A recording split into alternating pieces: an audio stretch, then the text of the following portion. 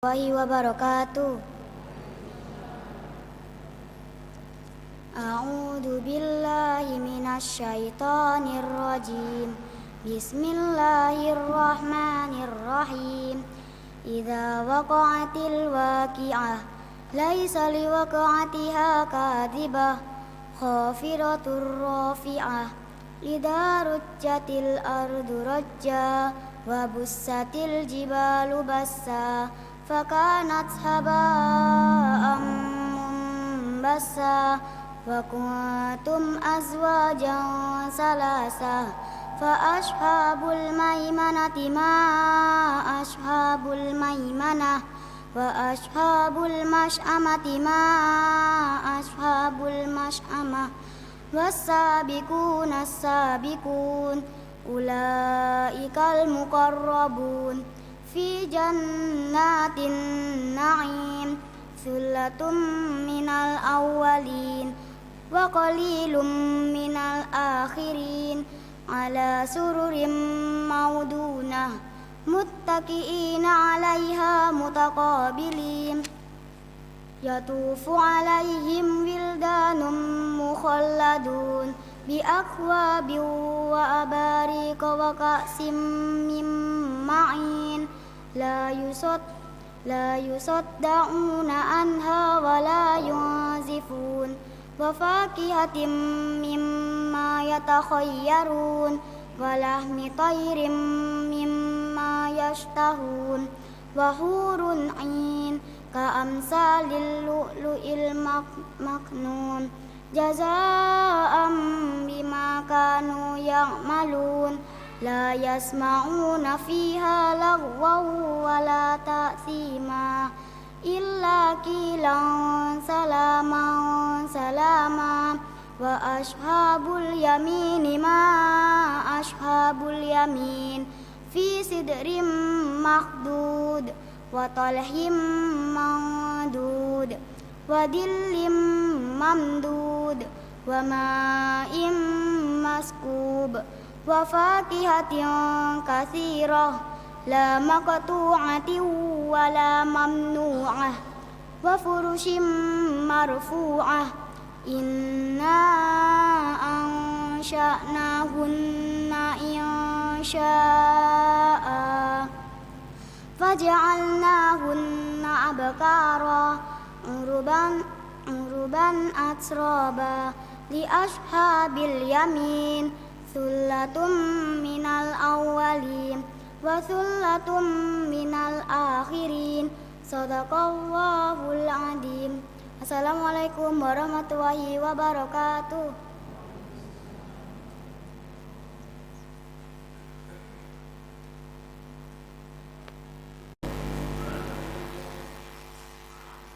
Assalamualaikum warahmatullahi wabarakatuh.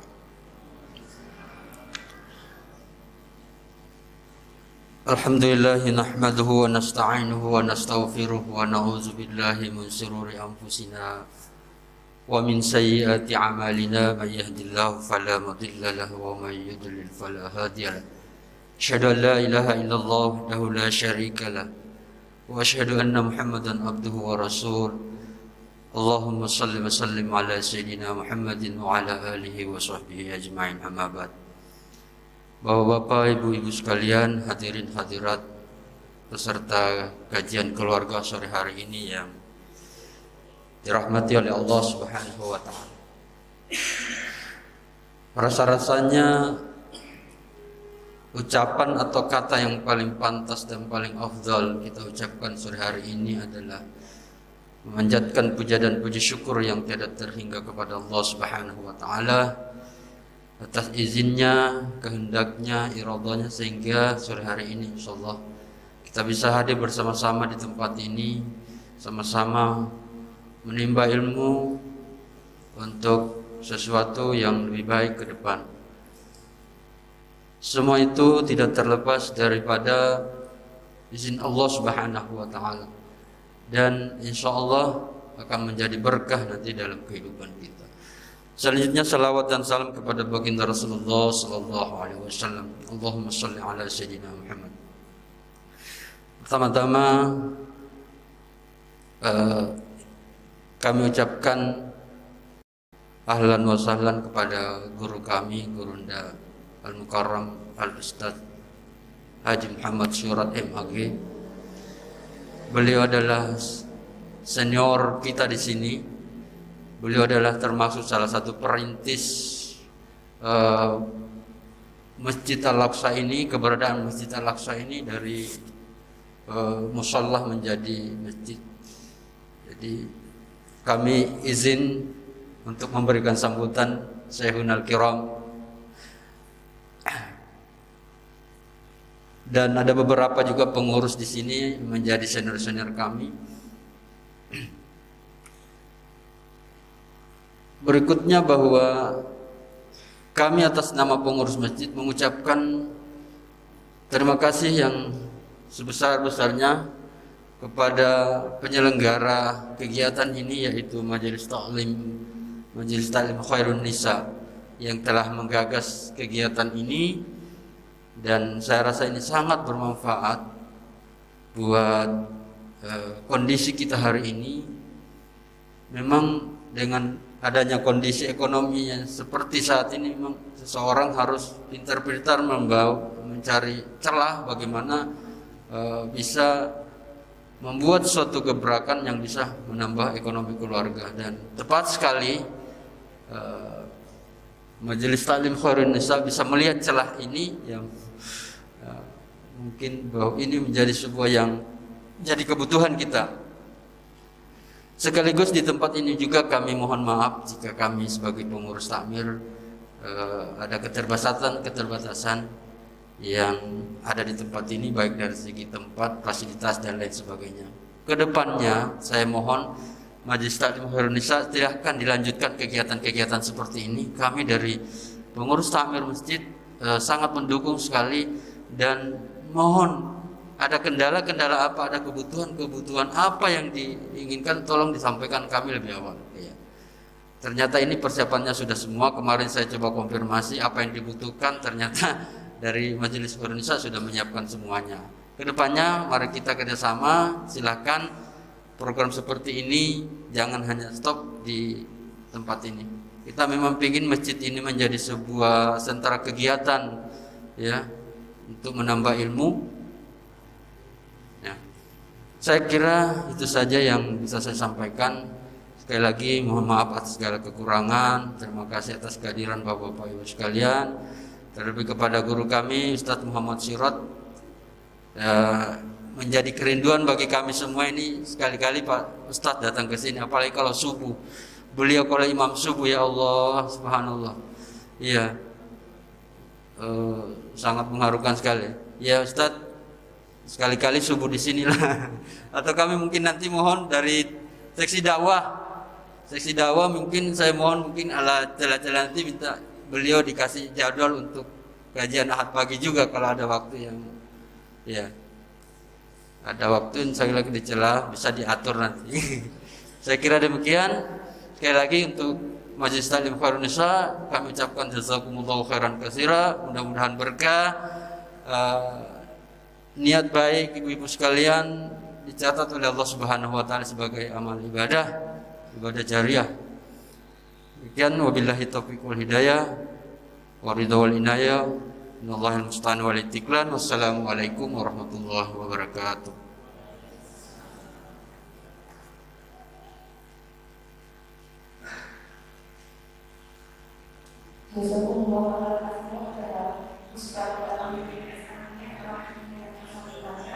Dan Masya Allah ibu-ibu, kita kegiatan kita mendapatkan bimbingan penuh dari takwa hasil atau untuk selanjutnya kita ke acara ini, yaitu kajian keluarga dengan tema bangkitkan keluarga usaha meningkatkan ekonomi keluarga. Acara ini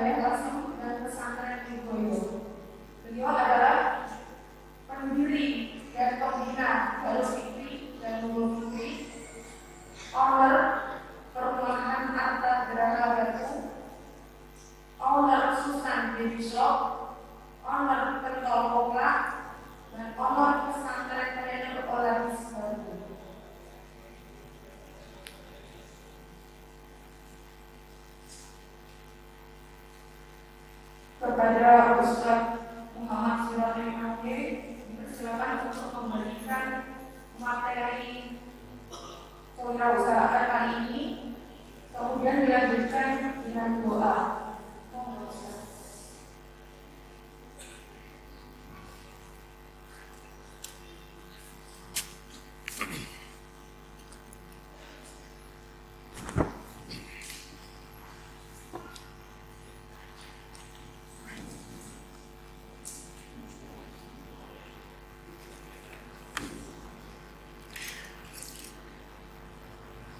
Assalamualaikum warahmatullahi wabarakatuh. Alhamdulillah wassalatu wassalamu ala Rasulillah Sayyidina Muhammad ibn Abdullah, la hawla wa la quwata illa billah. Allahumma salli wa sallim wa barik ala Sayyidina Muhammad wa ala alihi wa ashabihi ajma'in. Yang kita hormati dan kita ta'zimi bersama para masyayikh, para alim, para ulama, para sesepuh dan pesepuh ingkang kinurmatan, khususnya ketua takmir. Ada dua di sini ketua takmirnya. Yang pertama Pak Danang, itu ketua takmir sepanjang masa, yang digantikan sama Ustadz Baharudin. Itu hanya pengganti beliau itu. Kan baru beberapa tahun yang lalu diganti. Padahal sejak saya pindah dari sini tahun 2011, saya dulu ketua takmirnya, digantikan Pak Danang, baru diganti 1-2 tahun yang lalu, gitu ya. Baru 2 tahun yang lalu. Itu kalau tidak dipaksa, beliau memaksa, itu nggak mau beliau. Nggak ada yang berani menggantikan. Nah yang berani cuman Ustadz Baharudin. Ada masyayikh kita juga, Ustadz Saiful dan para sesepuh dan pesepuh di sini. Saya jadi bingung ini mau menyampaikan apa. Wong beliau-beliau ini juga sudah menjadi bukan hanya pekerja tapi juga entrepreneur. Tetangga-tetangga saya dulu di sini. Saya masih ada di sini karena masih tercatat di Geraha Asri. Masih juga tercatat di grup Masjid Al-Aqsa. Jadi saya ke sini bukan orang asing tapi orang Geraha Asri. Ibu-ibu sekalian yang saya hormati, alhamdulillah kita bersyukur kepada Allah atas segala nikmat yang terlimpah. Pada sore hari ini kita bisa bertemu dan tema yang diberikan ke saya ini cukup berat, terkait dengan menumbuhkan jiwa entrepreneurship atau jiwa kewirausahaan. Kalau kaitannya dengan menumbuhkan, berarti ini materi dasar. Asumsi saya, Bapak Ibu sekalian, belum tumbuh jiwa entrepreneurship-nya, sehingga perlu diberi materi menumbuhkan jiwa entrepreneurship. Tapi saya melihat di sini banyak para pengusaha-pengusaha yang menurut saya kajian seperti ini nggak cukup hanya sekali. Harus ada semacam grounded atau semacam taklim bisnis rutin, mulai dari membangun paradigma bisnis sampai kemudian strategi dan teknis bagaimana membangun korporasi atau membangun bisnis. Pengalaman saya dulu ketika menyiapkan bisnis, saya harus fokus minimal dulu itu selama 6 bulan. Saya tidak pernah membaca buku-buku selain buku bisnis. Saya tidak mengikuti pelatihan-pelatihan kecuali pelatihan bisnis. Selama 6 bulan itu saya fokus di situ, merancang, merencanakan sampai kemudian ngudi ilmu, mengisi pikiran, dan kemudian meningkatkan kapasitas diri sebagai seorang bisnismen.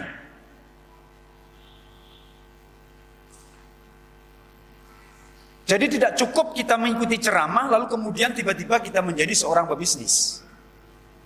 Tapi harus dilakukan secara kontinu, terus-menerus kita mengupgrade diri kita sebagai seorang pebisnis. Nanti saya akan bicara kenapa sih kita harus menjadi seorang pebisnis? Tapi sebelum bicara itu teman-teman, Bapak Ibu sekalian, saya ingin menjelaskan tentang paradigma bisnis. Paradigma bisnis itu kaitan dengan apa? Paradigma uang. Paradigma uang. Kalau kita benar di dalam memaknai uang, insya Allah itu akan menjadi tumpuan untuk melompat jauh menjadi seorang pebisnis. Tapi kalau kita salah di dalam memaknai uang, kita akan sulit mampu mengupgrade diri kita sebagai seorang pebisnis. Tahun 1998, saya pernah ditawari tanah di Telkom yang sekarang dipakai untuk sekolahan Ababil itu. Itu kemudian dibeli sama Bu Sri. Itu punya orang sini dulu. Karena saya masuk di Skodono tahun 97. Tahun 98 saya ditawari di sana. Harganya masih murah. Dan waktu itu saya punya uang relatif saya pakai untuk beli tanah itu walaupun gak sampai semuanya bisa dibeli. Waktu itu saya menolak. Saya gak mau beli. Kenapa? Untuk apa beli tanah? Wong mati gak gowo bondo, gak gowo tanah. Andai waktu itu saya punya paradigma yang benar terhadap uang, maka itu sudah saya beli. Dan saya mungkin bisa menjadi kaya dari uang, dari tanah itu. Karena tanah itu memang tanah yang sangat strategis. Dan kemudian pembelinya sekarang namanya Bu Sri, itu guru SMA di mana ini? Di Taman Sepanjang. Yang kemudian dengan tanah itu, lalu kemudian dia menjadi orang kaya sekarang. Salah satunya memiliki sekolahan Ababil. Nah, saya ingin menegaskan soal paradigma ini Bapak Ibu sekalian. Karena saya yakin sebagian para ustadz, para khotib itu kadang-kadang masih punya persepsi yang salah terhadap uang. Bahkan terhadap kekayaan. Bahkan terhadap orang kaya. Kalau kadang kita memandang orang kaya itu kan di dalam pikiran kita apa biasanya? Wow, hubud dunya itu. Wong soge iku hubud dunya, omahe wapi, omahe nduk gerasine loro, mobile api. Paling hubud dunya. Kadang-kadang kan begitu dalam pikiran kita. Untuk apa sih? Kalau ada orang bekerja keras pagi sampai malam, berangkat pagi, pulang malam, seringkali kita juga punya persepsi wong urip kok digawe kerja tok. Itu ya. Nah, ini yang harus kita luruskan. Padahal kalau kita perhatikan sejarah masa lalu, Rasulullah dan para sahabatnya itu para pebisnis. Jarang mereka yang menjadi pegawai apalagi PNS. Karena waktu itu memang belum ada PNS. Menjadi pegawai itu enggak banyak. Bahkan kalau antum perhatikan bagaimana dakwah Rasulullah SAW, salah satu yang menjadi success story dakwah Kanjeng Nabi Muhammad SAW karena beliau ditopang oleh orang-orang hebat, terutama para pebisnis luar biasa. Orang di sekitar para Rasulullah itu adalah sahabat-sahabat konglomerat. Ada bukunya Profesor Didin Hafiduddin, disertasi, salah satu konten disertasi beliau mengatakan bahwa salah satu sahabat Rasulullah SAW yang kaya di samping Abu Bakar, Utsman, ada lagi siapa? Abdurrahman bin Auf. Kata beliau ketika beliau wafat, beliau meninggalkan kekayaan kalau diukur dengan uang sekarang itu mencapai 29,5 triliun. Dibagi 4 istri tapi.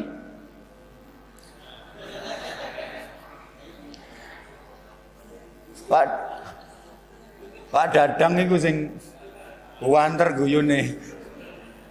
Tapi coba kalau dibagi 4 istri aja masih berapa? Beliau meninggalkan emas yang sangat banyak. Itu dalam penelitian beliau, Abdurrahman bin Auf meninggalkan uang dalam jumlah yang sangat besar.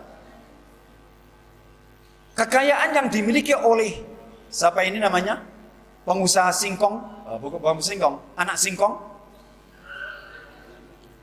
Khairul Tanjung 2 tahun yang lalu dikatakan kekayaan beliau mencapai 24 triliun. Artinya lebih kaya Abdurrahman bin Auf. Padahal uang Abdurrahman bin Auf itu sudah banyak dipakai untuk dakwah Rasulullah SAW. Ditegaskan dalam satu event perang Nabi, beliau itu bisa menyumbang mencapai 100 sampai 150 miliar. Uangnya sudah terlalu banyak. Suatu ketika Aisyah radhiyallahu anha menyampaikan kepada salah seorang sahabat, Abdurrahman bin Auf itu kata Nabi, nanti dia masuk surga itu dengan cara merangkak. Kecuali kalau dia serahkan sebagian lagi uangnya untuk kepentingan dakwah. Didengarlah informasi ini dari Aisyah radhiyallahu anha.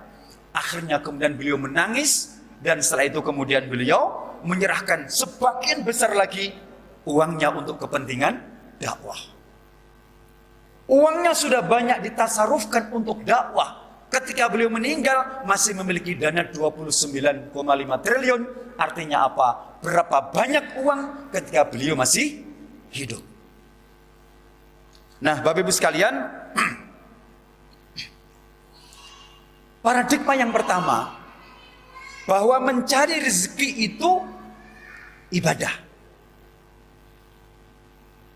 Mencari rezeki itu ibadah. Bahkan di dalam ayat Allah Subhanahu wa taala banyak Allah memerintahkan kita untuk mencari rezeki.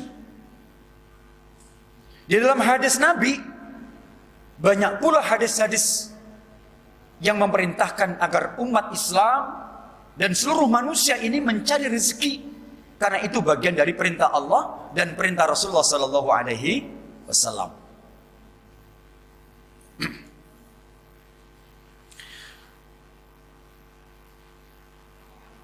Yang membedakan antara hubud dunia dengan tidak, itu ada pada uang yang dipakai, yang rezeki yang dia dapatkan untuk apa?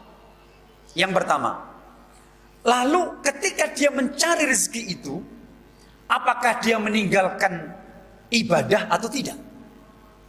Yang ketiga, cara yang dia lakukan itu dengan cara benar apa tidak, halal atau haram, 3 hal ini. Jadi kalau kita buat rumus, cari rezeki plus lupa ibadah, itu namanya HD, sama dengan HD, hubud dunia. CR plus LI sama dengan HD, hubud dunia. Kalau CR cari rezeki plus rajin ibadah, RI sama dengan PHL, pahala. Itu rumusnya. Orang yang mencari rezeki ditambah rajin ibadah maka berpahala. Tentu tergantung pada niat. Sehingga Bapak Ibu sekalian, ketika kita melihat ada teman kita, saudara kita yang kerja sampai malam-malam, jangan serta-merta kemudian kita punya asumsi bahwa orang itu hubud dunya. Dole opo? Urip pisan kok digawe kaya ngono. Gak selalu begitu. Satu ketika Rasulullah SAW melihat ada seorang pekerja keras, lalu kemudian diciumlah tangannya. Tangan ini dipakai untuk macul, sampai kemudian ngapal tangannya. Lalu kemudian dicium oleh Rasulullah SAW, dan Rasulullah kemudian mengatakan, ini tangan-tangan ahli surga. Tangan ahli surga. Artinya ketika kita bekerja keras untuk kepentingan keluarga kita, anak-anak kita, istri kita, bahkan suami kita. Ketika misal ada suami kita yang lagi ada masalah, sakit, kemudian ibu-ibu ikut membantu, itu pahala besar. Itu pahala besar. Bahkan kadang-kadang ada yang lebih sibuk daripada bapaknya, ibunya lebih sibuk. Kerja untuk Nurul Fikri, Darul Fikri budal jam 7:30, mulai jam 4:30. Bapaknya berangkat jam 7, mulai jam 3. Pahalanya kendi. Sama. Ibu-ibu juga berpahala, bapak-bapak juga berpahala, apalagi kewajiban bagi seorang suami. Nah, Bapak Ibu sekalian, satu ketika Rasulullah SAW bersabda dalam satu riwayat, Nabi mengatakan begini, "Man amsa kalan min amalin, min amali yadaihi." Barang siapa di sore hari dia capek-capek min amali yadaihi, bekerja dengan kedua tangannya. Dia capek, dia susah, dia lelah, pulang tinggal merebahkan tubuhnya, lalu meminta kepada sang istri, "Wahai sayangku, ambilkan minuman, seteguk minuman untukku." Laki-laki seperti ini, yang dia susah, yang dia payah, yang dia lelah di dalam bekerja, bukan beribadah loh ya, min amali yadaihi, dalam bekerja, maka kata Rasulullah SAW, amsa maghfura lah, maka dosa-dosanya akan diampuni oleh Allah Subhanahu wa ta'ala. Kalau menilai hadis ini Bapak Ibu sekalian, seringkali yang ada dalam pikiran kita itu, yang bisa menghapus dosa kita apa? Sholat kita, jamaah kita di masjid. Padahal tidak hanya itu. Ketika kita berangkat kerja, lalu kemudian pulang kerja sore hari, maka saat itulah Allah Subhanahu wa ta'ala mengampuni dosa-dosa kita. Maka jangan dikira ketika ada orang yang bekerja, lalu kemudian tiba-tiba di pinggir jalan kecelakaan kemudian wafat. Bisa jadi wafatnya itu Allah jadikan sebagai wafatnya husnul khotimah. Kenapa? Karena dia punya niat bekerja untuk kepentingan keluarganya dan juga untuk kepentingan agamanya. Man amsa kalan min amali yadayhi amsa maghfura lahu. Barang siapa yang capek-capek di sore hari karena dia bekerja, maka Allah Subhanahu wa ta'ala akan mengampuni dosa-dosanya. Bapak Ibu sekalian, artinya bahwa kita bekerja ini konteksnya ibadah, dan ini bagian dari kita mengumpulkan pundi-pundi pahala untuk kepentingan akhirat kita. Disinilah Bapak Ibu sekalian, kenapa Rasulullah SAW meminta kita untuk serius ketika kita kaitannya dengan dunia. I'mal lidunyaka ka'annaka ta'ishu abada, wa'mal li akhiratika ka'annaka tamutu ghada. I'mal, ini fi'il amar. Bekerjalah kamu, cari ma'isyah, cari rezeki. Lidunyaka, untuk duniamu. Ka'annaka ta'ishu abada, seakan-akan kamu itu hidup selamanya. Ini spirit kinerja di dalam Islam itu luar biasa. Makanya kalau di dalam Islam ada orang yang malas-malasan, itu tidak Islami. Orang yang bekerja keras itulah yang Islami. Wong kata Allah, kata Rasulullah, i'mal lidunyaka ka'annaka ta'ishu abada. Orang yang malas-malasan itu justru tidak Islami, itu justru tidak nyunnah. Yang nyunnah itu adalah orang yang bekerja seakan-akan dia hidup selamanya. Artinya sungguh-sungguh pekerjanya. Wong koyok wong urip selamanya kok.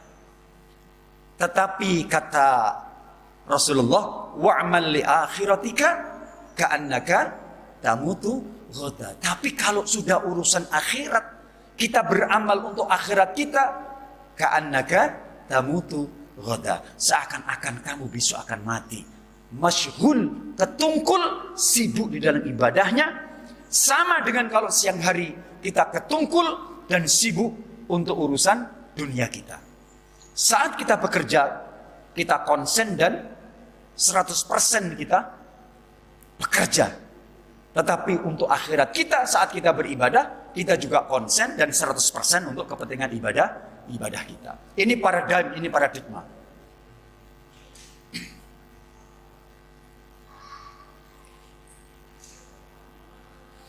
Kemudian Bapak Ibu sekalian, paradigma yang kedua, bahwa Allah tidak melarang hambanya untuk menjadi kaya. Tidak ada satupun ayat di dalam Al-Quran dan di dalam hadis Nabi melarang orang untuk kaya. Seringkali kan kalau khotib-khotib itu kadang-kadang membahas tentang hadis keutamaan orang-orang miskin. Betul itu, ada. Hadis keutamaan orang miskin itu ada. Dan banyak. Karena Nabi itu ketika beliau berbicara dengan orang-orang miskin, itu nyeneng no hati nih. Dan memang betul kalau orang miskin itu, dia akan cepat masuk surga dibandingkan dengan orang kaya. Karena hisabnya lama. Tetapi ada cara yang mudah ditempuh supaya orang kaya tapi cepat. Gimana caranya? Caranya yang dilakukan seperti Abdurrahman bin Auf. Caranya yang dilakukan oleh Abu Bakar As-Siddiq, oleh Umar bin Khattab, dan oleh Kanjeng Nabi Muhammad SAW. Nanti akan saya jelaskan. Allah tidak melarang orang kaya, tetapi yang bisa membuktikan mengalahkan Abu Bakar. Sesaat kemudian, karena gak tahu juga Abu Bakar kalau Umar di sana menyerahkan separuh hartanya. Umar itu Pak, itu bukan orang miskin, tapi ketika beliau menjadi khalifah itu miskin. Beliau dalam satu riwayat itu punya tanah antara Madinah, antara Mekah sampai di Hudaybiyah. Tanahnya sangat luas. Dan bukankah dalam satu hadis, satu ketika beliau karena disibukkan oleh melihat-lihat kebunnya, kemudian ketinggalan sholat, lalu kemudian beliau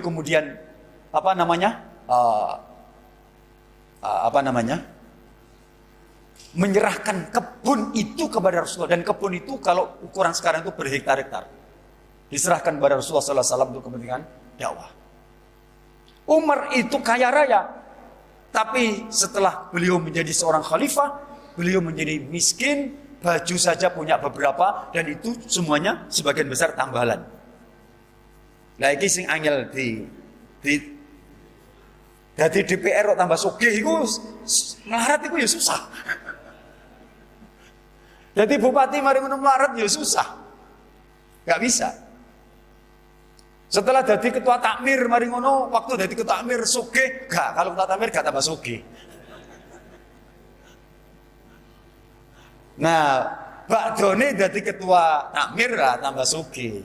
Saya dengar itu kekayaannya Pak Dadang itu naik berlipat-lipat katanya. Setelah lengser dari ketua takmir.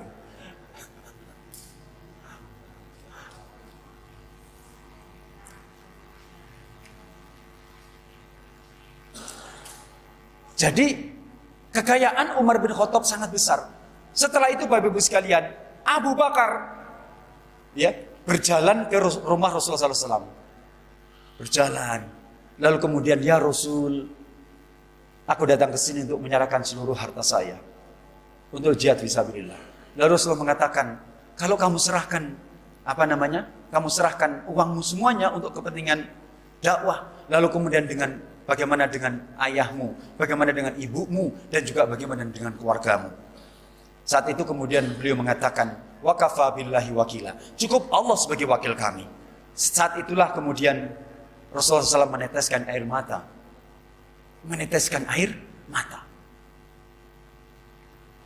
Dan dalam satu riwayat juga, ini saya nggak tahu karena saya membaca, Muhammad Khalid membuat tulisan, ini orang Malaysia. Itu sampai waktu itu almari yang isinya uang. Kan uangnya kan dalam bentuk emas. itu diganti semuanya dengan barang-barang palsu. Uang palsu. Gimana caranya Abu Bakar membuat? Supaya sang bapak itu ketika bukan melihat karena bapaknya itu buta, ketika mencari-cari uang itu, dia masih merasa bahwa di almari itu masih ada uangnya. Itu sampai begitu. Nah, orang seperti ini dijamin oleh Allah cepat masuk surga. Bahkan mengalahkan orang-orang miskin. Jadi ada cara cepat kita untuk masuk surga, ya kita tasarrufkan sebagian saja. Nah, setelah itu kemudian berdatangan beberapa sahabat-sahabat yang lain yang juga mau menyampaikan, "Ya Rasul, aku serahkan seluruh hartaku atau separuh hartaku seperti Abu Bakar dan Umar tadi untuk jihad fisabilillah." Apa kata Nabi? Jangan. Kamu infakkan wa mimma razaqnahum yunfiqun. Sebagian dari hartamu itu kamu infakkan. Sebagian saja, bukan semuanya. Nah, kadang-kadang Bapak Ibu sekalian, saya sering mengamati itu, percakapan-percakapan misal di media sosial. Orang mengkaitkan antara kekayaan dengan kekikiran. Wong sugih kikir. Wong sugih angel masuk swarga. Wong sugih hubud dunia. Itu yang salah. Banyak orang-orang Bapak Ibu sekalian yang dia itu merahasiakan amal-amalnya. Ada satu riwayat. Riwayat ini terjadi pada saat Kekhalifan Abbasiyah. Ada seorang, ini juga saya lihat, saya pernah membaca juga di media sosial. Ada yang nulis. Ada seorang miskin yang protes kepada penjahit. Sang penjahit ini cukup lumayan kekayaannya. Karena jahitannya cukup bagus, diminati oleh masyarakat waktu itu. Sehingga kemudian orang tua ini menjadi kaya. Sang miskin di desanya itu kemudian protes. Kenapa kamu tidak memberikan bantuan dari uangmu itu seperti halnya tukang daging yang ada di pasar itu, yang setiap bulan dia memberikan bantuan kepada ratusan orang. Memberikan bantuan dagingnya kepada ratusan orang. Orang ini kemudian terdiam. Besok lagi orang miskin datang kepada penjahit ini dan protes. Kenapa kamu gak melakukan lagi? Bukankah kemarin sudah aku sampaikan? Berinfaklah untuk kepentingan kamu dan masyarakat sini. Orang ini kemudian diam saja. Satu ketika sang penjahit ini kemudian wafat. Ketika sang penjahit wafat, sebulan 2 bulan kemudian tidak pernah ada bantuan lagi dari tukang daging, dari penjual daging. Lalu kemudian sang miskin ini bertanya kepada penjual daging, "Wahai penjual daging, kenapa engkau tidak memberikan bantuan lagi kepada kami? Bukankah kami orang-orang miskin?"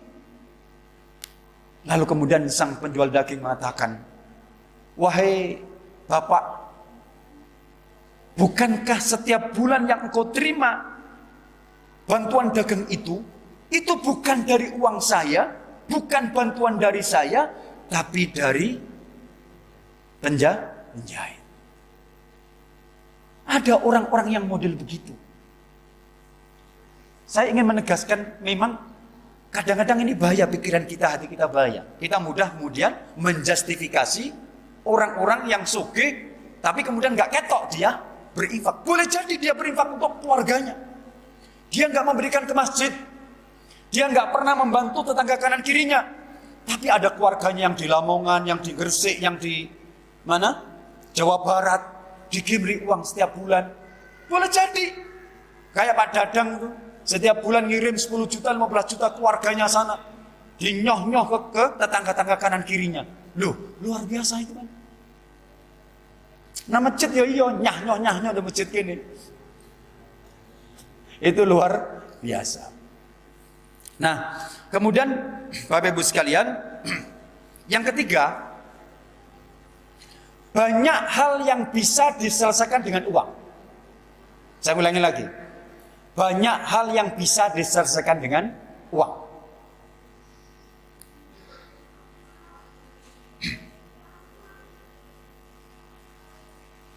Seperti apa? Kebutuhan hidup. Itu kalau nggak ada uang, berat. Sekolah anak. Kadang-kadang kita ini kan dulu, waktu kita masih muda, berpikirnya kan, sudahlah ngapain sih itu urusan Allah. Kalimat itu salah. Ngapain sih kita kerja keras? Semuanya nanti urusan Allah. Anakku mbeniku tak serahno nang Gusti Allah. Lah kok Gusti Allah dadekno penitipan anak iku piye? Tak serahno nang Gusti Allah. Enggak begitu. Lho saiki lho sekolah itu susah Pak, nang Nurul Fikri saiki lho mlebune piro? Nang Darul Fikri ku mlebune piro walaupun yo akeh sing njaluk potongan. Sekolah di negeri saja sekarang SMA susah.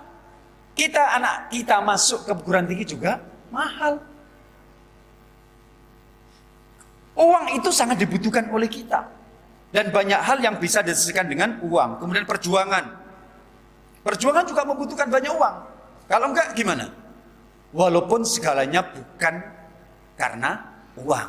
Tapi uang banyak bisa menyelesaikan masalah kita. Kemudian Bapak Ibu sekalian, ini poin yang pertama tentang paradigma kekayaan. Yang kedua, saya ingin menjelaskan tentang bagaimana solusi sosok Rasulullah SAW. Ini penting ya. Bagaimana sosok Rasulullah? Rasulullah itu kaya raya, bukan miskin. Saya ulangi lagi. Nabi Muhammad itu kaya raya, bukan miskin. Sering Ustadz menjelaskan Gus saja Nabi itu miskin, gak iso mangan, jari sopo. Ada beberapa hadis yang menceritakan Nabi itu sulit makan. Pada saat apa? Pada saat perang Khandaq itu. Sampai kemudian beliau harus menggunakan batu hitam itu, lalu kemudian ditaruh diikat di perutnya untuk ganjel, karena beliau memang benar-benar kesulitan makan. Karena memang situasinya sangat berat.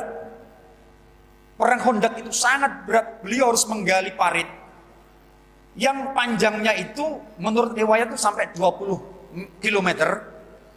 Kedalamannya itu 1,5 kali orang. Ada yang mengatakan 2 kali orang. Berarti kan sekitar 3 meter. Dengan lebar itu mencapai 4 meter. 3 sampai 4 meter. Panjangnya itu karena ini harus menutupi Madinah itu sekitar 20 km. Dalam waktu yang tidak panjang. Lalu kemudian kesulitannya karena situasi itu waktu paceklik. Yang kedua, sering Rasulullah itu tidak bisa makan karena gara-gara sebagian besar uangnya diberikan kepada kaum muslimin waktu itu. Sehingga ketika beliau datang ke rumah, tanya kepada Aisyah, "Wahai Aisyah, ya Khumairah, adakah makanan hari ini?" "Enggak ada ya Rasulullah." "Sudah, kalau begitu aku puasa saja." Kalau kita punya suami seperti itu luar biasa. Awak dek gare ra iso. Dek, ono panganan gak ono. Lah terus kowe lapo nang omah? Apa ae kowe nang omah? Wingi tak kei dhuwit. Lho sampean kei piro, Mas? Lho wingi 100.000. Lagi anake, wingi sekolah, bayar iki, bayar iki.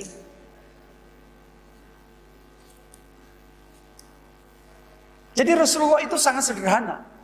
Tetapi beliau kaya raya. Beliau kaya raya. Buktinya apa? Masa muda beliau pengusaha ekspor impor. Antar negara loh. Sampai ke Syam, ke Baghdad dan seterusnya itu. Antar negara. Beliau berkolaborasi dengan calon istrinya yang bernama Khadijah. Sekarang level kita, iki level pengusaha ecek-ecek. Ustadz Saiful iki pengusaha saham syariah namanya Barokah. Makanya ikut beliau. Ini pakar saham syariah. Tapi sekarang saya cek-cek.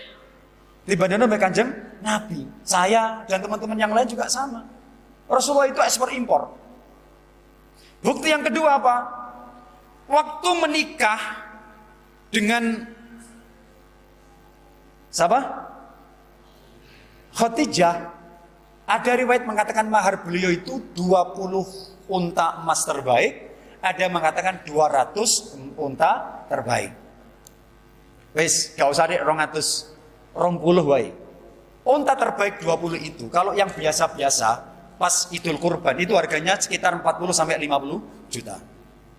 Anggaplah yang terbaik, wes, terbaik saja 50 juta.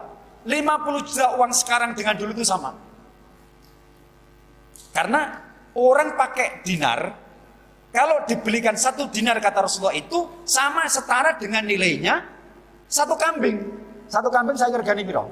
Lah 2 jutaan. 2 jutaan. 1 dinar dulu ya untuk 1 kambing, sekarang juga sama 1 dinar untuk 1 kambing.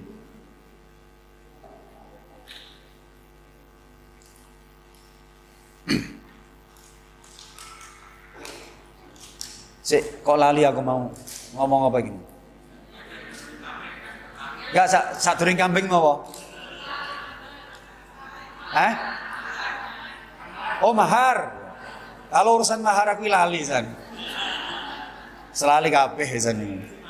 Masalah aku ben maharku mau piro? Lo biyen niku lo mahar iku oleh amplop biyen aku iku. Amplop ngisi Idul Fitri, tak ge mahar nang bojoku kabeh biyen.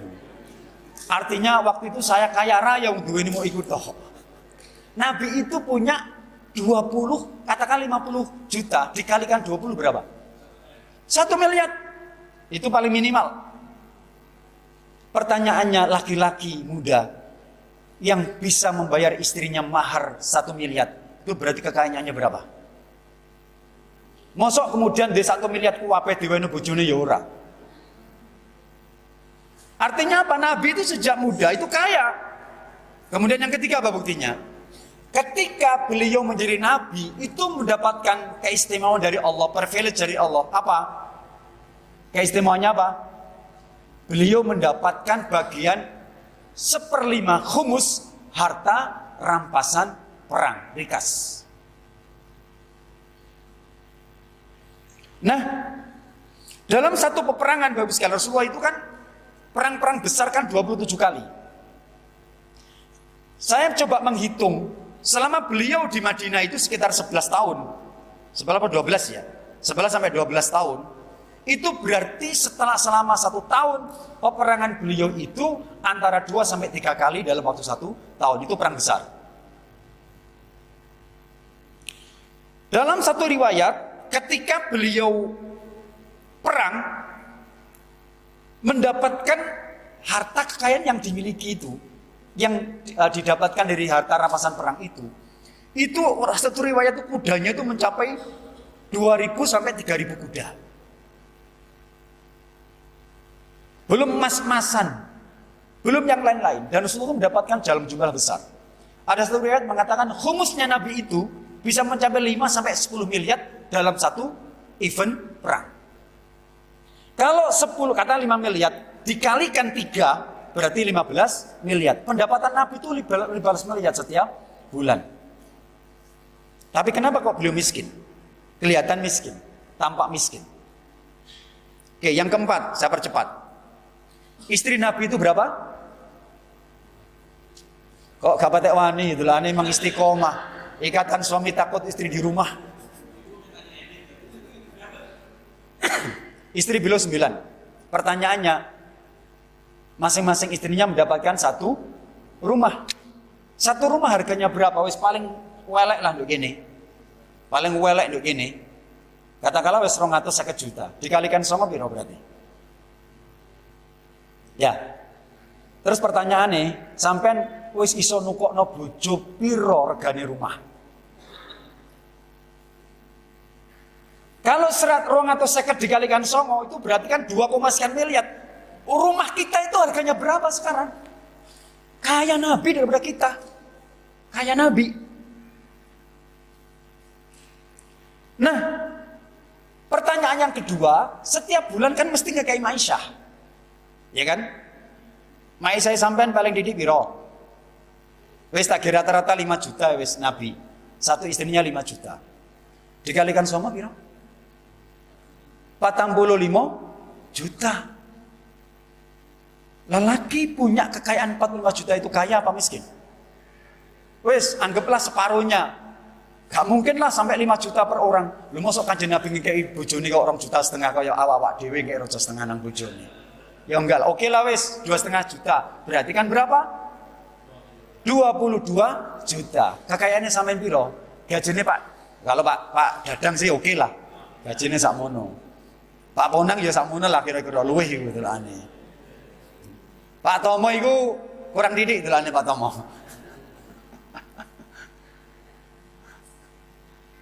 Tapi kalau pas memberangkatno Samira kemarin, wah itu wakeh oleh. Samira, oke Samira. Nah, sekarang pertanyaannya Bapak Ibu sekalian, kenapa Nabi nampak Nabi miskin? Nabi itu tidak miskin, tapi nampak miskin. Nabi kaya tapi zuhud. Saya ulangi lagi. Nabi kaya tapi zuhud. Bukan Nabi miskin, bukan. Apa bedanya antara miskin dengan zuhud? Miskin itu orang tidak punya kekayaan disebabkan tidak berdaya secara ekonomi. Gak iso kerja yang rajin, gak punya kapasitas dan seterusnya. Karena ketidakberdayaan dia sehingga kemudian dia menjadi miskin. Tapi orang zuhud adalah orang yang dia kaya, dia miskin, dia miskin tapi di tengah-tengah keberdayaan. Seperti orang yang berada di atas gunung, dia bisa melihat banyak kekayaan di bawahnya, tapi dia tidak mengambilnya. Rasulullah itu kaya raya, tetapi nyaris 100% uangnya itu setelah diberikan kepada istri-istri beliau, diserahkan kepada fakir miskin. Sehingga tidak ada 1 sen pun uang yang tertinggal di rumah. Dan Nabi itu dalam satu riwayat, beliau tidak bisa tidur. Beliau tidak bisa tidur ketika masih ada segenggam uang atau sekeping uang yang masih tersisa di rumahnya. Itu namanya zuhud. Pertanyaannya, apa seluruh umat disuruh zuhud kayak Kanjeng Nabi? Ya. Wa mimma razaqnahum yunfiqun. Dan berikanlah sebagian hartamu itu kau infakkan kepada fakir miskin. Yang bisa seperti Abu Bakar, ya Abu Bakar. Yang bisa seperti Umar, ya Umar. Setelah itu tidak boleh lagi ada orang seperti Abu Bakar dan Umar. Kenapa? Karena daya imannya itu beda dengan yang lain, beda dengan kita. Sekarang pertanyaan begini. Kenapa Abu Bakar kok berani menyerahkan seluruh uangnya? Kenapa? Karena beliau berpikir, lu maring ini delek duit gampang. Iki ku materi setelah ini. Delek duit gampang. Kenapa? Karena beliau punya kapasitas. Dia punya trust. Beliau itu mengawali dagangnya, saya membaca sejarahnya itu nggak pakai uang. Seperti halnya Abdurrahman bin Auf, ketika beliau hijrah dari Mekah ke Madinah, pakai modal nggak? Nggak. Ketika beliau berada di Madinah ditawari oleh sahabatnya, sahabat Ansor. Karena beliau dipersaudarakan dengan salah satu sahabat Ansor. Kata sahabat Ansor, wahai saudaraku, aku punya 2 istri. Silahkan ambil salah satunya. Kata beliau, enggak. Kalau awak dewe,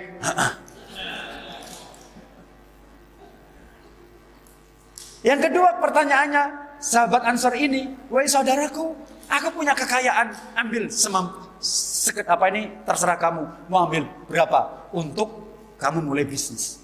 Kata beliau, enggak. Tapi tolong tunjukkan mana pasar. Ditunjukkan oleh sahabat ini, kemudian beliau datang ke pasar. Apa yang dilakukan? Pakai modal apa? Modal dengkol. Maka bisnis itu jangan berpikir uang dulu. Dan terus terang saya nggak pernah berpikir duit, tapi uang iya. Tapi memang begitu. Kita ini kan mulai dari mana sih? Mulai dari nggak ada, kemudian menjadi ada. Dan salah satu yang membelenggu orang yang membuat orang nggak tumbuh berkembang dalam bisnisnya, itu dia bisnis itu tergantung pada modalnya, ada modal apa tidak. Padahal enggak begitu. Dalam sejarah tadi, Abu Bakar As-Siddiq juga sama, menjadi konglomerat itu. Lebih kaya Abu Bakar As-Siddiq daripada Abdurrahman bin Auf. Beliau memulai dengan cara apa? Menjadi reseller. Menjualkan barang dagangan orang. Kalau Abdurrahman bin Auf waktu itu, dia beli onta atau kuda. Belinya katakan 5 juta atau misal. Dia jual 5 juta. Untungnya dari mana? Dari tamparnya, talinya. Iki ya bisa dipakai. Ini dipakai orang-orang Cina loh sekarang. Teman-teman kita di Tonghua seperti itu. Dia ngambil keuntungan sedikit, tapi dia mengejar volume, jumlahnya, faktor kalinya yang dikejar. Yang kedua apa? Faktor trustnya. Kenapa? Menjual kuda, mari ngono dodolan apa? Jual apa? Jual panganane. Ya kan? Jual peralatannya. Karena dulu itu kan dipakai untuk berkuda. Dodol panciane, sikil, dan seterusnya. Itu yang dilakukan oleh Abdurrahman bin Auf. Beliau mengumpulkan banyak orang dulu untuk trust kepada dia. Bahkan banyak yang kemudian menyerahkan kudanya untuk dijualkan. Itu namanya reseller. Nitipkan kudanya kepada Abdurrahman bin Auf. Lalu dari situlah kemudian beliau berpikir untuk menambah penjualan dan keuntungan di luar core bisnisnya. Saya ulangi lagi. Di luar core bisnisnya. Contoh begini. Saya sebetulnya itu punya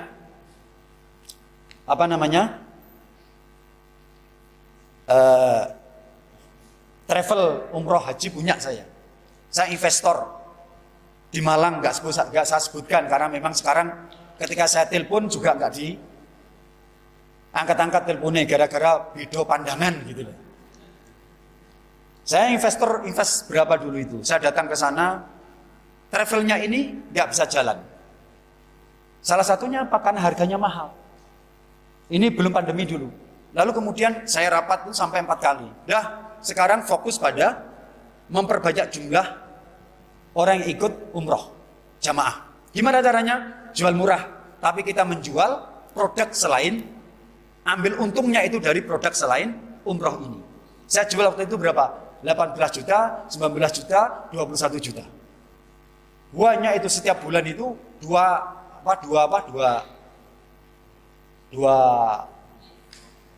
grup berangkat. Berapa kali saya kemudian ikut nangani waktu di bandara. Karena ini masalah, saya wis tumbuh lagi, tak telepon kok gak iso. Ate tak parani ku ya wis ben PN ya wis. Nah, akhirnya sekarang berkembang itu. Beliau kemudian membuat teman-teman ini membuat usaha kebutuhan orang mau umroh. Dan karena jumlah harganya murah, lalu kemudian banyak orang yang datang daftar menjadi jamaah umroh di dia, lalu kemudian beliau fokus untuk memperbanyak tampar-tamparnya tadi itu. Jual bisnis kaitannya dengan umroh. Sekarang berkembang. Saya lihat di Facebook berkembang. Ini pilihan dalam bisnis. Pilihan. Yang penting begini Bapak Ibu sekalian, bisnis itu begini. Bangun trust dulu, reputasi. Era sekarang ini era di mana kita ini sangat mudah untuk berbisnis. Kita bisa memakai gadget ini untuk bisnis. Sekarang model bisnis sekarang itu model kolaborasi. Konsep bisnis sekarang itu konsep kolaboratif. Salah satunya ada reseller. Main reseller. Lah daripada awak dhewe terus buka Facebook, terus mari ngono ngomong gak karu-karuan, lebih baik dipakai ini. Travel umroh itu sekarang sudah pakai agen semua. Makanya kayak Samira itu agen. Bu Dewi nduk kene dadi agen. Tapi iso berangkat. Tak delok nduk Facebook berangkat alhamdulillah. Tanya ke beliau itu, pakai modal enggak? Ya mesti ono, cuman gak akeh. Daripada membuat travel berapa? Kemarin saya tanya, buat travel berapa? Izinnya 2 miliar. Karena saya sendiri juga mau pengen buat itu. 2 miliar katanya. Buat umroh itu 2 miliar. Itu berarti modal gede. Tapi ada modal, ada bisnis yang tanpa modal. Agen, reseller dan seterusnya tadi itu. Seperti Abdurrahman bin Auf. Selesai ya? Kurang titik. Oh nggih. Oh nggih.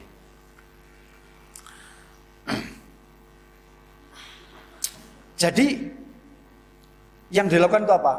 Bangun trust reputasi. Dengan cara apa? Pertama, kita harus belajar dan latihan terus. Belajar, latihan. Bisnis. Baca buku, ikut pelatihan. Yang kedua apa? Membuat rencana sederhana saja. Pengen nopo? Buat rencana sederhana, nggak usah deh muluk-muluk. Sebab akan muluk-muluk, gak segera jalan. Sederhana saja. Yang ketiga, segera take action. Take action. Diguyu aku sampai ahli bahasa Inggris. Sasaipul. Take action, segera untuk action. Ini sedikit cerita ya terakhir ya. Tadi diceritakan itu kan saya ada perumahan di Batu sama di kalau tipe 60 tingkat, dua lantai itu 530. Tak jual 330, ada yang 350. Langsung dalam waktu 2 minggu itu laku semuanya. Konco-konco aku tak tuku. Dan cash, saya minta cash. Kamu bayar cash ke saya. Cash. Uang itulah yang kemudian saya pakai untuk membayar ke Abah Sukardi. Gak sampai 1 tahun alhamdulillah sudah bisa saya bayar. Sisanya karena totalnya kan 48 unit. Sisanya itu untung gitu loh. Keuntungan. Wes. Beban 1 hektar. Sekitar 5 bulan yang lalu. Ada orang yang memang minta saya yang ngelola. Wes gak ada duit, gak apa-apa, sepenting aku butuh 300 juta tok. Nilainya itu 5 miliar. Akhirnya saya lakukan apa? Aku gak punya duit. Apa yang saya lakukan? Cari investor. Bela Rono gak ono. Ternyata kepedok ponaan. Kebetulan ponaan ini kan main online. Ponaan saya itu online, ada yang kacamata, ada yang herbal, dan omsetnya itu miliaran dalam 1 bulan. Anak-anak masih muda, baru nikah, wis di rumah, di mobil, dengan kekayaan, dengan keuntungan setiap bulan itu ratusan juta. Ponaan saya kemudian, kamu mau menjadi investor perumahan? Kamu punya perumahan? Loh, terus piye Pak Lek? Cukup 500 juta. Ya wis gak apa-apa, 500 juta itu weno. 300 tak weno, yang 200 tak pakai untuk mulai operasional. Segera saya jual dengan harga murah di awal-awal, lalu kemudian orang pakai DP inilah yang saya pakai untuk bangun rumahnya. Sampai sekarang. Sudah. Barusan 1 bulan yang lalu, tiba-tiba ada, saya pas di Batu itu, pas ikan lagi ngolah buat pondok, buat jalan masuk ke pondoknya itu kan 8 meter, 7-8 meter. Tiba-tiba ada namanya Pak Parman datang ke saya. Abah Sirot, kono nyeloki apa? Abah Sirot, tanah saya tolong sampean beli. Sekarang sudah ada jalan 8 meter. Saya Pak, aku gak ada duit. Duitnya sampean biyen sing 150 juta. Saya dulu itu pernah saya jual, saya beli. Tapi kemudian saya gagalkan karena saya gak bisa menjual. Uang saya 150 juta ada di dia. Wis 150 juta wae dulu. Terus sampean gak perlu nambah meneh. Saya butuh waktu 1 tahun, sampean bayar selama 1 tahun. Totalnya berapa? Totalnya 3,5 miliar. Saya iyakan sekarang. 3-4 hari yang lalu Ada orang telepon saya, Pak Sirot, saya mau beli tanah sampean ini 2 juta per meter. Saya belinya itu 1 juta. 2 juta per meter. Enggak. Berarti ya saya untung separuh kan itu. Itu 3.500 meter. Karena tempatnya itu dekat dengan kota, cuman 700 meter dengan alun-alun batu. Saya bisa menjual 3 juta sampai 4 juta per meter. Saya diberi waktu 1 tahun. Gimana yang saya lakukan besok? Saya jual di depan dengan harga murah tapi cash. Yang itu saya pakai untuk membayari tanah ini. Gampang sebetulnya itu kalau mau bisnis. Sebetulnya uang percaya bawa dewi. Yang repot kan dikai tanah mau ditinggal Melayu. Dan itu banyak teman-teman. Ini tolong ya perhatikan ya. Yang membuat banyak orang gagal dalam bisnis itu cepat pengen diarani soge. Saya ulang lagi. Cepat pengen diarani soge. Lagi bisnis durung-durung wis ganti omah. Ganti bojo. Lagi didik tok ae wis ganti bojo. Mari ganti mobil, ganti macam-macam. Padahal yang dipakai itu uangnya orang. Dan itu banyak terjadi sekarang. Model bisnis syariah itu banyak kan, perumahan syariah itu yang ditangkepi banyak.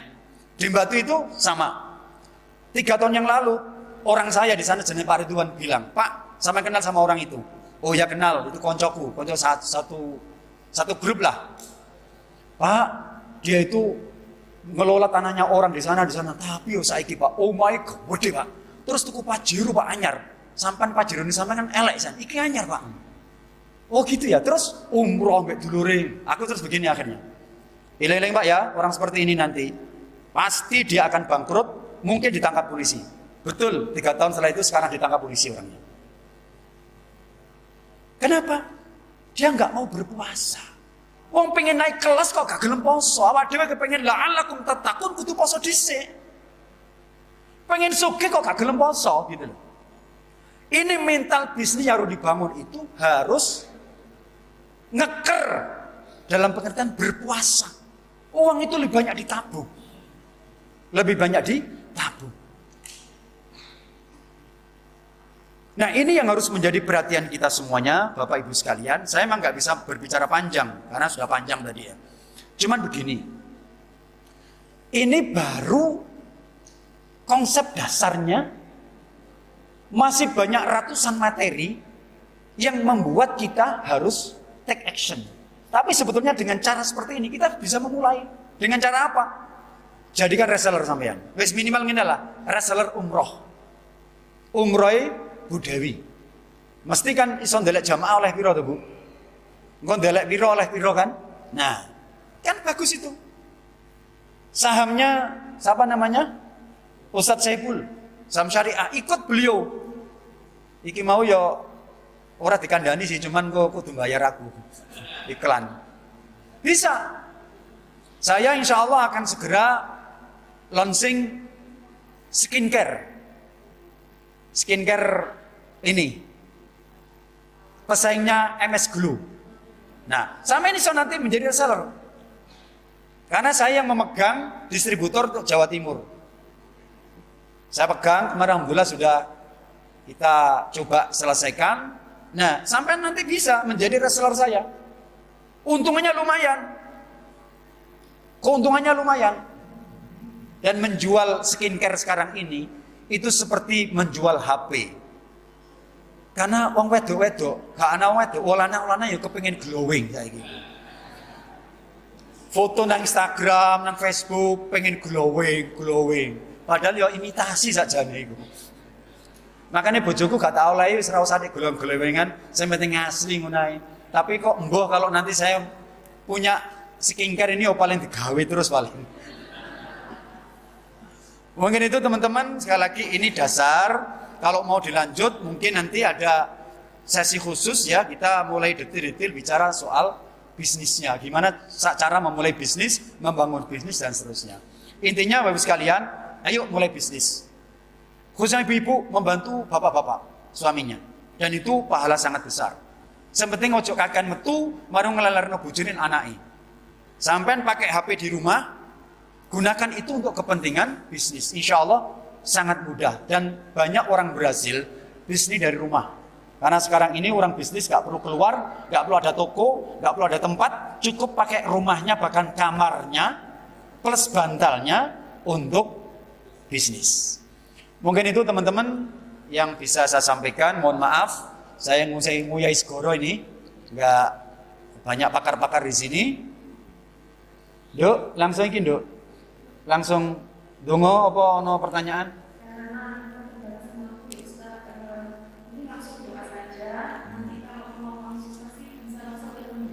Oh iya iya. Konsultasi koyok dokter konsultasi. Oh iya. Bagus sekalian, alhamdulillah kita selesaikan acara ini. Mohon maaf atas segala kekurangan karena ya materinya materi dasar ya begini. Saya ingin mengkaitkan dengan agama, mengkaitkan dengan Islam, mengkaitkan dengan sejarah Islam karena ya landasan bisnis kita harus landasan agama, landasan sejarah, landasan Islam. Karena kita mencontoh Nabi itu bukan hanya mencatat perilaku ibadahnya saja, perilaku keseharian saja, tetapi harus mengikuti Rasulullah konteksnya dengan konteks bisnis beliau. Karena beliau seorang pebisnis. Ketika beliau menjadi Nabi, ditinggalkan semuanya. Tinggalkan semuanya. Tapi sebelum beliau menjadi seorang Nabi, beliau memang seorang pebisnis handal. Setelah beliau menjadi seorang Nabi, beliau tinggalkan. Kenapa ditinggalkan? Karena beliau punya cadangan dana dari Allah dalam bentuk harta rampasan perang. Beliau nggak punya penggawaian setelah menjadi Nabi, tapi punya pendapatan. Itu namanya pasif income. Sampai jadi iso pasif income menjadi investor. Gak kerja, gak ketok kerja, tapi sampean oleh setiap bulan. Nah itu harus dimulai. Bu Dewi nanti itu jadi investor sekarang. Kok ini nambah malah nih. Jadi investor nanti itu. Kenapa? Karena punya travel ini ngembangno mari ngono jalan sendiri travelnya by system. Kemudian beliau sudah setiap bulan mendapatkan keuntungan dari mana? Dari usahanya. Bapak Ibu sekalian, kita berdoa kepada Allah Subhanahu wa taala, mudah-mudahan Allah Subhanahu wa taala mengampuni seluruh dosa-dosa kita dan menerima seluruh amal ibadah kita. Al-Fatihah. A'udzubillahi minasyaitonir rajim. Iyyaka na'budu wa iyyaka nasta'in. حمدا يوافي نعمك في مزيده يا ربنا لك الحمد كما ينبغي للجلال والجلال الكريم وعظيم سلطانك اللهم صل وسلم وبارك على سيدنا محمد والحمد لله رب العالمين اللهم اغفر لنا ذنوبنا ووالدينا وارحمهما كما ربينا صغارا اللهم انت ربنا لا اله الا انت خلقتنا ونحن عبادك ونحن على نهجك وعليك ما استطعنا نعوذ بك من شر ما صنعنا نبوء لك بنعمتك علينا ونبوء بذنبك فاغفر لنا فانه لا يغفر الذنوب الا انت نسالك رضاك والجنه ونعوذ بك من سخطك والنار اللهم إنك عفو كريم تحب العفو فاعف عنا اللهم أرنا الحق حقا وارزقنا اتباعه وأرنا الباطل باطلا وارزقنا اجتنابه ربنا ظلمنا أنفسنا وإن لم تغفر لنا وترحمنا لنكونن من الخاسرين ربنا اغفر لنا ذنوبنا وكفر عنا سيئاتنا وتوفنا مع الأبرار ربنا آتنا في الدنيا حسنة وفي الآخرة حسنة وقنا عذاب النار وأدخلنا الجنة مع الأبرار يا عزيز يا غفار يا رب العالمين سبحانك ربك رب العزة عما يصفون وسلام على المرسلين والحمد لله رب العالمين. Mohon maaf. Wassalamualaikum warahmatullahi wabarakatuh.